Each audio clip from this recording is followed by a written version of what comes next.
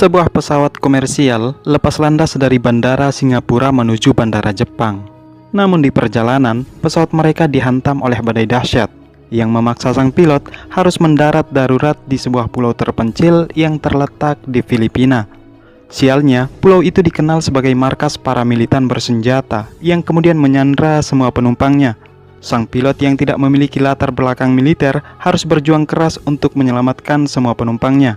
Inilah alur cerita film Plane 2023. Film ini baru saja dirilis pada tanggal 13 Januari 2023. Film dibuka dengan menampilkan sebuah pesawat komersial di Bandara Singapura. Terlihat seorang pilot bernama Kapten Brodie Torrance yang sedang mengabari putrinya Daninya yang tinggal di Amerika. Selanjutnya ia masuk ke ruangan kokpit dan berkenalan dengan co-pilotnya bernama Dele. Di sela pembicaraan mereka, seorang pramugari bernama Bonnie datang memberitahu bahwa ada yang ingin bertemu dengan Kapten Torrance. Kapten Torrance pergi menemui orang itu yang ternyata adalah Detektif Selbeck. Detektif Selbeck meminta izin kepada Kapten kalau ia akan berangkat bersama seorang narapidana bernama Gesper. Selbeck juga menjamin bahwa ia tetap akan mengawasi Gesper agar tidak membuat takut penumpang yang lain. Setelah semua penumpang masuk ke dalam pesawat, mereka pun diberikan izin untuk lepas landas.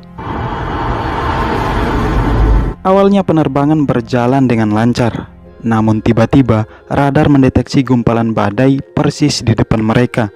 Kapten Torrance selalu menghubungi pihak maskapai untuk terbang memutari badai. Tetapi para petugas di darat mengatakan kalau tindakan itu akan menghabiskan banyak bahan bakar. Di sela pembicaraan mereka, guncangan terjadi dalam pesawat. Kapten Torrance pun pergi meminta maaf kepada para penumpang atas sedikit guncangan yang terjadi barusan. Namun tiba-tiba guncangan badai semakin mengeras. Hal itu membuat para penumpang mulai panik. Bergegas Kapten Torrance kembali ke ruangan kokpit dan mencoba menghubungi pihak maskapai. Sayangnya, sistem navigasi tidak berfungsi sama sekali. Pesawat terus melaju di tengah badai tanpa listrik, hingga Kapten Torrance memutuskan untuk mencari bandara terdekat. Sebelumnya, Bonnie memperingatkan para penumpang agar tetap di tempat saat pesawat menukik ke bawah. Akan tetapi, Detektif Selbeck beranjak dari tempatnya dan hendak ke ruangan kokpit. Fatalnya, tindakan itu justru merenggut nyawanya bersama seorang pramugari yang berusaha menghentikannya.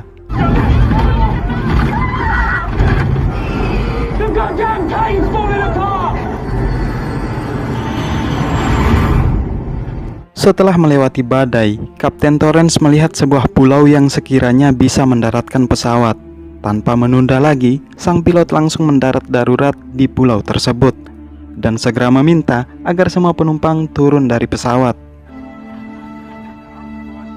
Beralih ke markas perintis Amerika Serikat yang baru saja mendapat laporan atas hilangnya pesawat Kapten Torrance, di mana mereka sedang berusaha melacak titik putusnya kontak dengan pesawat Kapten Torrance. Sementara Kapten Torrance menghimbau kepada para penumpang yang mulai memprotes agar tetap tenang dan berjanji bahwa ia akan bertanggung jawab atas kelangsungan hidup para penumpang. Selepas itu, ia pergi membungkus 2 orang mayat dan mengambil pistol sekaligus kunci borgol yang ada di saku Detektif Selbeck. Selain itu, mereka juga memeriksa mesin pesawat dan menemukan beberapa penyebab kerusakan. Selanjutnya, ia bersama co-pilot Dele menggunakan peta manual untuk mengetahui keberadaan mereka. Di sini, Kapten Torrance melingkari sebuah tempat di peta yang kemungkinan besar adalah letak posisi mereka. Dele lalu menyimpulkan bahwa mereka berada di Pulau Jolo, Filipina, yang dikenal sebagai markasnya para militan bersenjata. Mendengar keterangan Dele, Kapten Torrance langsung mengganti bajunya. Ia kemudian memberitahu para penumpang kalau ia akan segera mencari bala bantuan dan menyarankan agar para penumpang tetap menunggu sampai pertolongan datang. Selain itu, ia juga melepas borgol di tangan Gesper dan mengajaknya untuk ikut bersamanya. Meskipun sebenarnya ia sendiri juga takut kepada Gesper. Selama kepergian Kapten Torrance, Dele berusaha keras memperbaiki kerusakan mesin pesawat dan berhasil menyalakannya. Berganti ke seorang warga yang melaporkan kepada bos pemberontak bernama Datuk bahwa ia sempat melihat sebuah pesawat sipil mendarat tidak jauh dari rumahnya. Datuk kemudian menyuruh anak buahnya untuk mencari pesawat yang dimaksud. Sementara itu, Kapten Torrance bertanya tentang latar belakang Gasper, yang ternyata Gasper adalah mantan seorang komando militer. Gasper menerangkan bahwa ia telah melakukan kesalahan di tempat maupun di waktu yang salah. Hal itu membuat Kapten Torrance sedikit menyayangkan tentang apa yang terjadi dengan Gasper terkait statusnya sebagai narapidana. Kemudian Gasper menawarkan senjata kepada Kapten Torrance. Kapten Torrance menjawab kalau ia hanya butuh pisau saja. Namun saat ia berbalik, Gasper telah menghilang. Kapten Torrance terus melanjutkan perjalanan seorang diri hingga ia tiba di sebuah rumah terbengkalai. Sebagai antisipasi, ia mengeluarkan pistolnya untuk berjaga-jaga. Di sini Kapten Torrance menemukan telepon rumah dan menyambungkan kabelnya yang terputus. Ia lalu menelpon putrinya Dania dan memintanya untuk melaporkan kepada petugas setempat bahwa mereka terjebak di sebuah pulau bernama Jolo. Dania pun mencatat apa yang ayahnya katakan. Namun tiba-tiba, dalam perkelahian ini, Kapten Torrance berusaha menggapai pistolnya, namun terlepas. Ia pun berusaha bertarung sekuat tenaga hingga berhasil mengunci leher si penjahat. Belum hilang rasa lelahnya, Kapten Torrance mendengar suara tembakan. Ia pun bersembunyi di balik meja. Rupanya yang datang adalah Gasper. Gasper lalu memberikannya air minum dan sebuah senjata. Kembali ke markas perintis, di mana mereka sedang mencari tahu tentang latar belakang Kapten Torrance dan menemukan fakta bahwa Kapten Torrance adalah pilot berpengalaman dan penuh tanggung jawab atas kenyamanan para penumpang.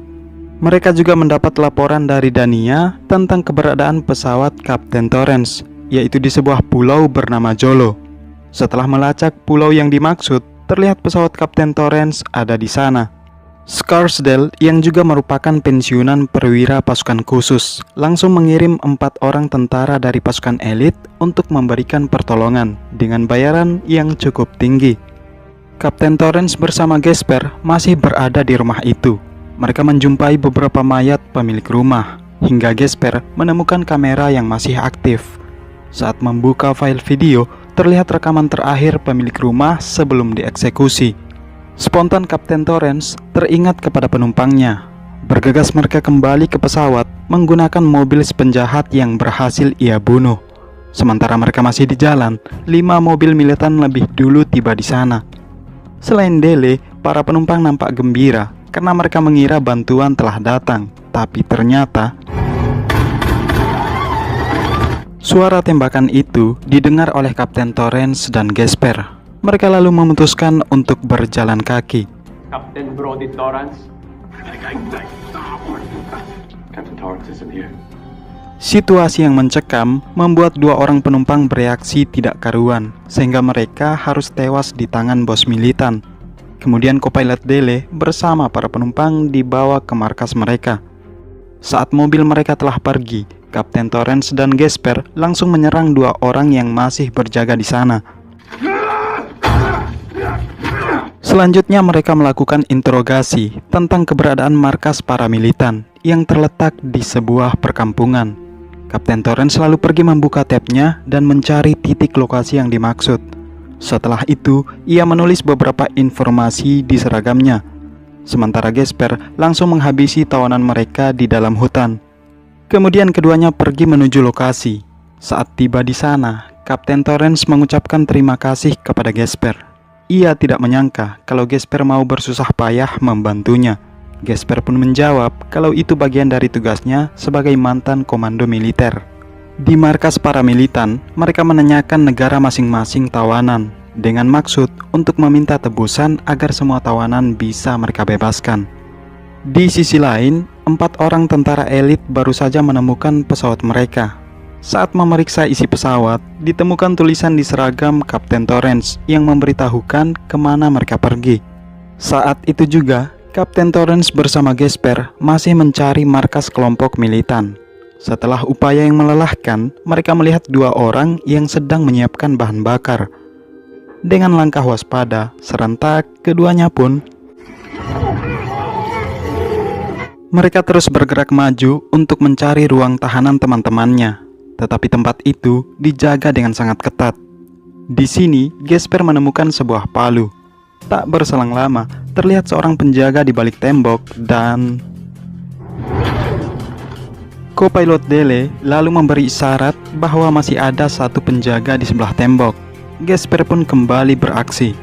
Sementara Kapten Torrance mengambil pisau dan kunci ruang tahanan. Setelah melepaskan tali di tangan penumpangnya, mereka lalu masuk ke dalam sebuah mobil besar berencana untuk segera kabur dari tempat itu. Akan tetapi, penjagaan terlalu ketat sehingga Gesper mengatakan bahwa tindakan ini sama saja dengan bunuh diri.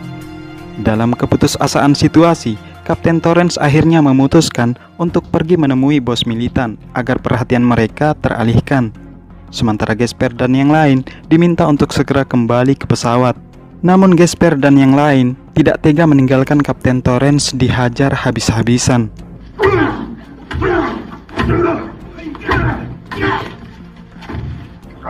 Saat kelompok militan akan menembak Kapten Torrance, tiba-tiba saja rupanya mereka adalah keempat pasukan elit yang datang tepat waktu. Setelah menghabisi beberapa orang, mereka lalu masuk ke dalam mobil dan segera kembali menuju pesawat.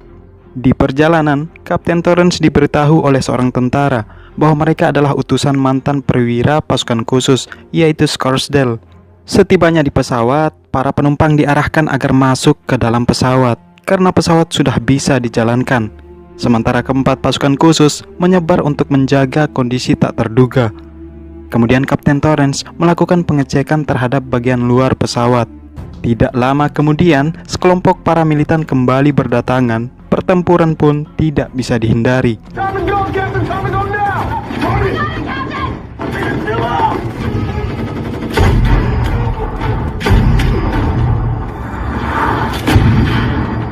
Di tengah-tengah pertempuran, Kapten Torrance memberitahu seorang tentara bahwa mereka memiliki waktu 2 menit setelah mesin pesawat dinyalakan.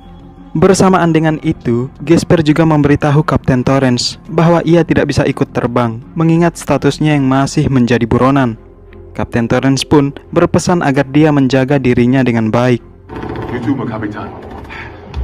Saat Kapten Torrance kembali ke pesawat, sebuah peluru mengenai kakinya. Meski demikian, ia tetap berusaha untuk menerbangkan pesawatnya.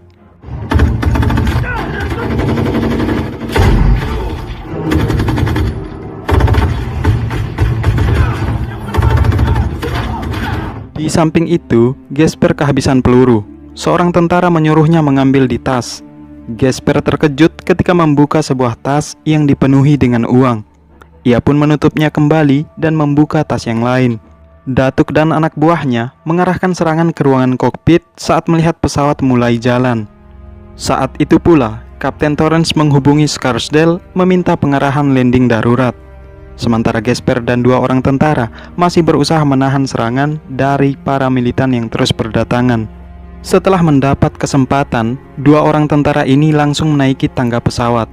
Mereka memanggil Gesper untuk naik juga. Tetapi Gesper malah mengambil uang di tas dan berlari ke arah lain. Situasi semakin menegangkan saat anak buah Datuk hendak menembakkan senjata RPG. Beruntung Gesper melihatnya dan Kapten Torrance nampak senang setelah melihat Gesper berdiri di samping jalan. Saat Datuk hendak menembakkan RPG, Kapten Torrance mempercepat laju pesawat yang akhirnya Gesper tersenyum puas melihat pesawat mereka sudah lepas landas. Namun ia dikejutkan oleh kedatangan kelompok militan dalam jumlah yang lebih banyak. Ia pun melarikan diri ke dalam hutan. Di waktu yang sama, pesawat Kapten Torrance sudah tidak bisa terbang lebih lama dan secepat mungkin mereka harus mendarat. Beruntung, mereka segera mendapat bandara alternatif.